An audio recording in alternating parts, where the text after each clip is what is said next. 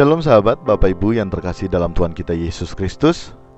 New Chapter Message hari ini berjudul Paksakan Diri. Sahabat Bapak Ibu, sebelumnya kita baca dan dengar ya Matius 26 ayat yang ke-41. Demikian firman Tuhan.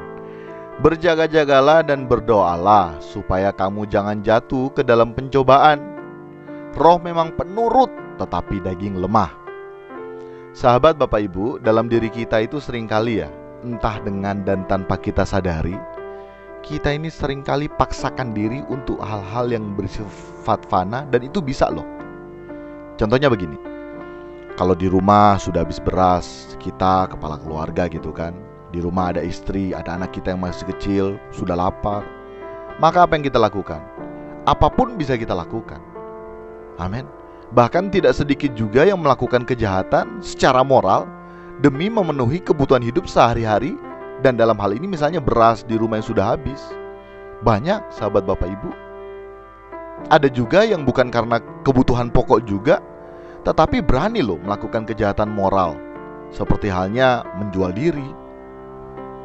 Dan hal tersebut dilakukan ya karena gaya hidup, karena dunia yang mengikat diri kita.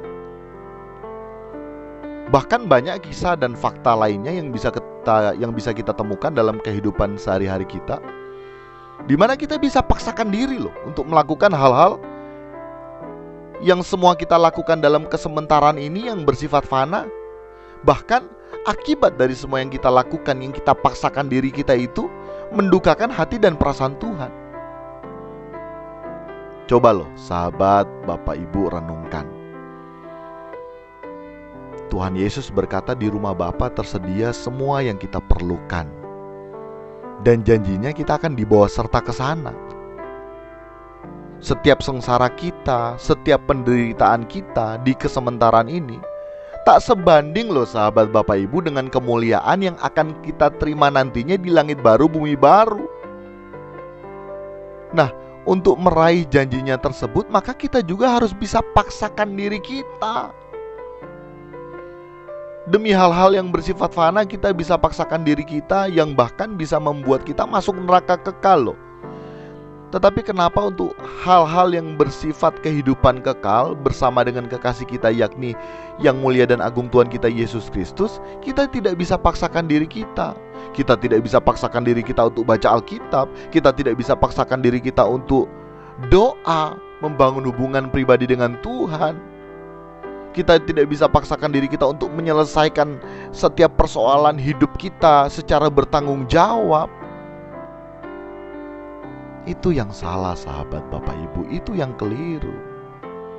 Untuk itu melalui ini chapter message hari ini, kita kembali disadarkan nih, agar mari kita paksa diri kita sebagai respon atas setiap janji Tuhan bagi kita. Kita paksakan diri kita untuk melepas percintaan dengan dunia ini.